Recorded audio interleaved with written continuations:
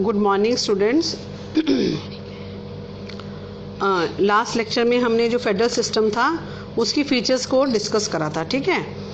तो जैसे मैंने आपको बताया कि जो फेडरल सिस्टम है उसमें जो है दो लेवल की जो गवर्नमेंट होती है वो होती है, और अपनी जो ये जो डिफरेंट लेवल की जो गवर्नमेंट होती है वो अपने एक ही जो उनका नागरिक होते हैं या ठीक है उनके ग्रुप्स होते हैं उस पर शासन करती है। डिफरेंट इसके काम जो थे वो हमने उसके फीचर्स में डिस्कस करे थे, ठीक है।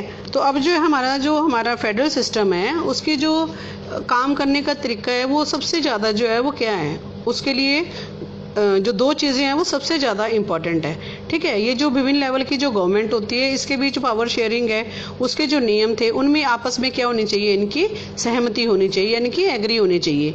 और इनका क्या होना चाहिए, एक दूसरे पर कॉन्फिडेंस होना चाहिए, भरोसा होना चाहिए, और अपने अपने जो है इनके जो अधिकार होते हैं उनके क्षेत्रों को क्या करेंगे, ये एक दूसरे को मानेंगे, ठीक है। तो और आपस में क्या है इनका ये जो हमारा फेडरल सिस्टम है इसमें ये दोनों जो है वो साइड्स होती हैं, पक्ष होते हैं, ठीक है, जिसमें कि आपसी भरोसा करना और एक दूसरे की बात से सहमत होना। तो ये जो आपकी केंद्र सरकार होती है और ये जो स्टेट गवर्नमेंट होती है इनके बीच जो है जो पावर शेयरिंग है उसका जो है फेडरल जो हमारी गवर्नमेंट है उसमें क्या होता है, ये अलग अलग जो टाइप होती हैं, ठीक है ना। और ये इस बात पे डिपेंड करती हैं कि जो हमारा फेडरल की जो इस्टेब्लिश है वो कैसे हुई है, ठीक है ना। जैसे हमारा फेडरल सिस्टम है उसकी जो आमतौर पर दो तरीकों से होती है ये। जैसे पहला तरीका क्या है इसका कि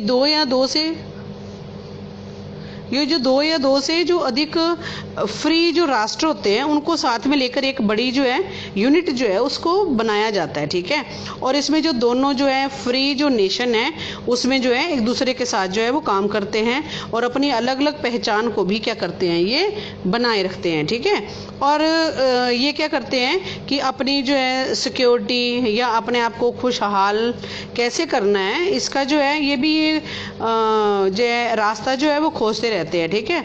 और इसी तरह जो है संघ यानी कि यूनियन जो है बनाने के उदाहरण है, जैसे आपका संयुक्त राज्य अमेरिका हो गया, यूएसए हो गया, स्विट्जरलैंड हो गया, ऑस्ट्रेलिया हो गया, ठीक है ना।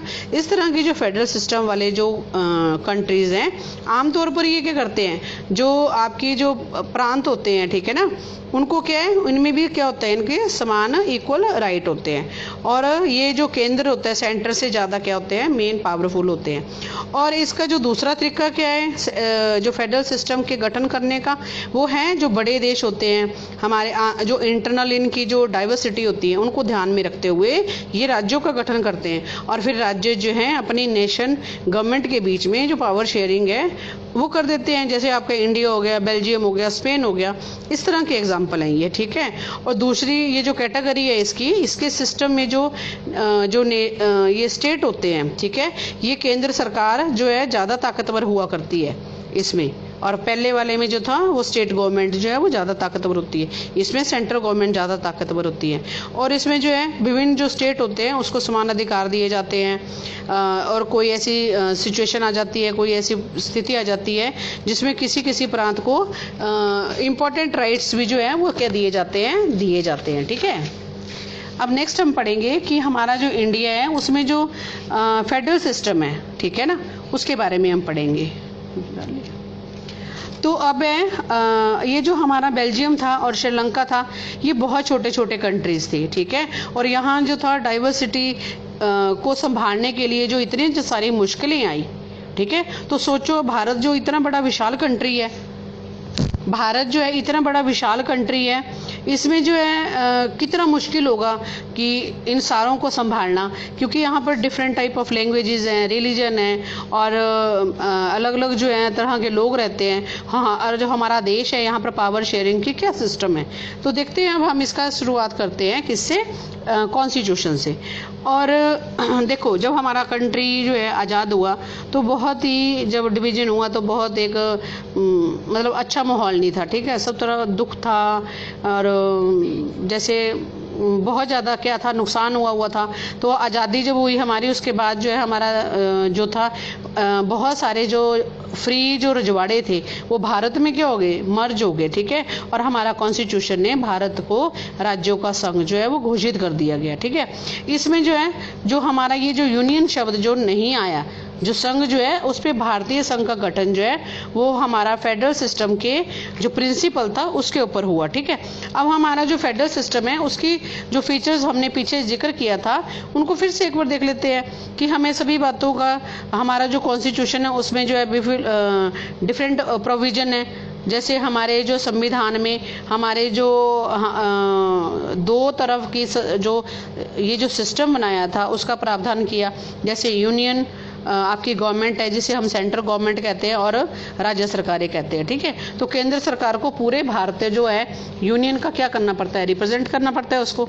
और बाद में जो है जैसे पंचायतें होगी, आपकी नगर पालिका होगी, उसके रूप में हमारे फेडरल सिस्टम का एक तीसरा लेवल भी जोड़ा गया। ठीक है ना, जैसे सेंट्रल गवर्नमेंट होगी, स्टेट गवर्नमेंट होगी, और फिर नेक्स्ट आ गया आपका पंचायतें या आपकी म्यूनिसिपलिटीज़। ठीक है ना, तो इसमें जो है ये भी एक इसमें आ गया आपका फेडरल सिस्टम में आ गया तीसरा लेवल जो था।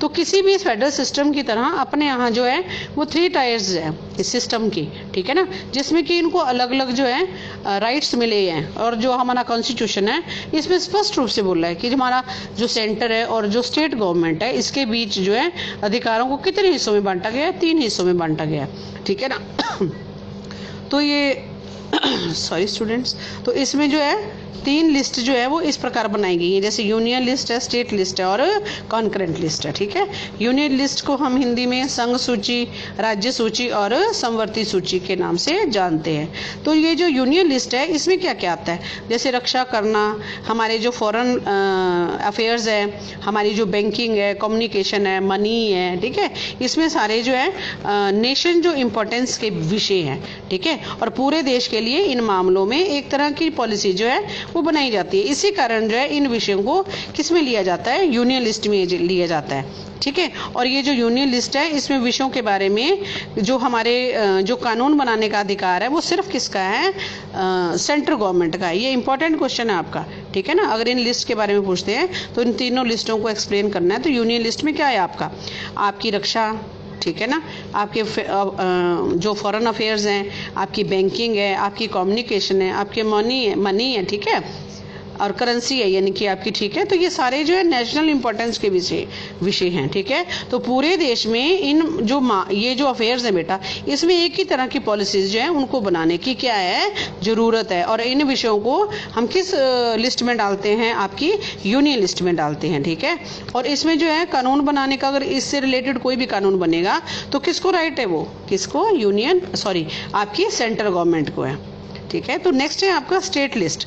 ये जो स्टेट लिस्ट आती है उसमें आपकी पुलिस, आपके ट्रेड आ गए, आपका बिजनेस आ गया, आपकी एग्रीकल्चर आ गई, आपकी इरिगेशन आ गई। ठीक है, ये सारे जो है आपके लोकल और आपके जो है स्टेट इम्पोर्टेंस के विषय हैं। ठीक है, तो इसमें जो है आपकी जो स्टेट लिस्ट है उसमें जो है ये जो आपके, जैसे मैंने आपको बताई लिस्ट, जैसे पुलिस, व्यापार या आपके बिजनेस, आपकी एग्रीकल्चर या इरिगेशन जो है, इसके अगर कोई भी कानून बनाना होएगा इनके रिलेटेड तो कौन बनाएगा, इसमें आपकी स्टेट लिस्ट, आपकी स्टेट गवर्नमेंट बनाएगी।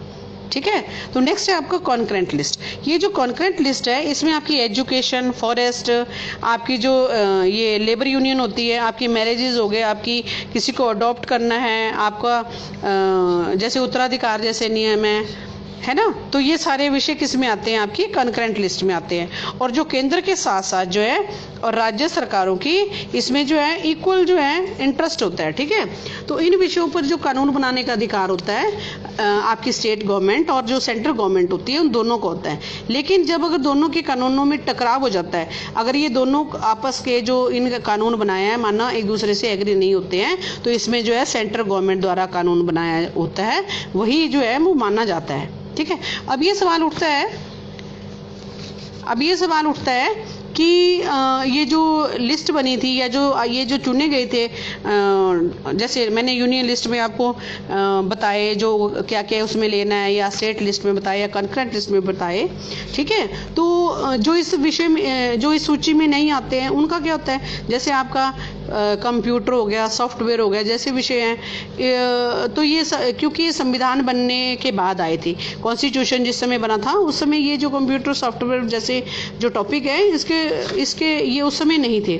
तो इसके अनुसार जो है, इसमें कॉन्स्टिट्यूशन के अनुसार जो है बाकी जो भी आपके टॉपिक बचते हैं, जो भी विषय बचते हैं, वो किसके, उसके ऊपर किसका अधिकार होता है, आपकी सेंट्रल गवर्नमेंट का अधिकार होता है। ठीक है, तो हमने अब ऊपर देखा कि जो सबको जो है साथ लेकर चलने की जो पॉलिसी है, ठीक है, जो बनी है, उसको अधिकतर जो है वो कौन सी आपकी जो है फेडरल जो सिस्टम है उसके साथ जो है को बराबर जो है अधिकार नहीं मिलते हैं। जैसे आपकी भारतीय यूनियन है, उसमें सारे राज्यों को भी बराबर अधिकार नहीं है। ठीक है, कुछ राज्यों को जो है स्पेशल राइट्स मिले हुए हैं।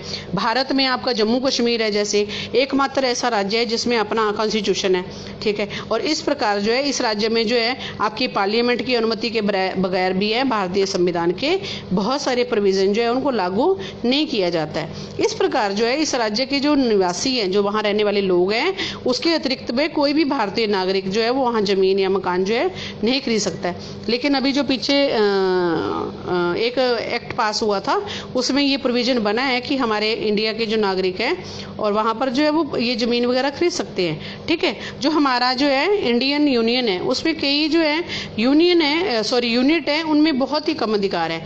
जैसे बहुत छोटे छोटे इलाके हैं जो अपने जिनका साइज छोटा है वो स्वतंत्र अपना जो है एक स्टेट जो है वो नहीं बना सकते हैं। ठीक है, और इसीलिए इसमें जो है मौजूदा जो जिसमें वो मतलब जिस प्रांत में वो अपने आप को विलीन करना या करना भी संभव नहीं है, जैसे चंडीगढ़ या आइलैंड हो गया, देश की राजधानी है दिल्ली है, ऐसे इलाके हैं, ऐसे इलाके जो है इसी कैटेगरी में आते हैं। और इनको जो क्या बोला जाता है, आपका केंद्र शासित प्रदेश भी बोला जाता है, यूनियन टेरिटरीज भी बोला जाता है। और इन क्षेत्रों को राज्यों वाले अधिकार जो है वो प्राप्त नहीं होते हैं। और ये जो इलाके हैं उनका शासन चलाने का जो अधिकार होता है वो किसको होता है, सिर्फ सेंट्रल गवर्नमेंट को होता है। अब सेंट्रल और जो ये स्टेट गवर्नमेंट है इनके बीच जो है पावर शेयरिंग का जो ये बंटवारा है, ठीक है, हमारे जो कॉन्स्टिट्यूशन है उसकी जो है बेस बताती है। ठीक है, बेसिक है ये, ठीक है ना, जो हमारे राइट्स होते हैं इसके जो बंटवारे हैं इसमें जो चेंज करना है जो आसान नहीं है। अकेले जो है आपकी पार्लियामेंट है इस सिस्टम में जो है चेंजेस जो है वो नहीं कर सकती है। ऐसे अगर किसी भी चेंजेस को करना है तो पहले पार्लियामेंट के दोनों जो हाउसेज हैं, अपर हाउस और लोअर हाउस, ठीक है, इसमें 2/3 जो है क्या होना चाहिए, बहुमत होना चाहिए, उसे मंजूर किया जाना है। फिर कम से कम जो है आधे राज्य की जो आपकी विधानसभाएं हैं, ठीक है, उनमें जो है उनकी मंजूरी जो है वो करवानी होती है। अगर इनमें से कोई कम है तो इनको जो है पास नहीं किया जाता है। हमारे जो संवैधानिक जो प्रोविजन है, ठीक है ना, और हमारे कानून के जो देख रेख करने में जो है आपकी जुडिशरी है वो बहुत ज़्यादा इम्पोर्टेंट रोल प्ले करती है।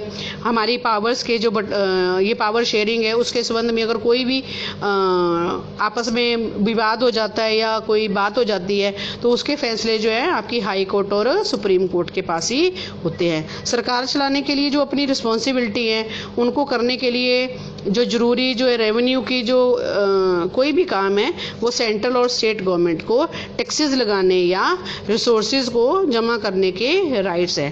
ठीक है, तो अब जो है हम नेक्स्ट क्लास में करेंगे। Thank you class.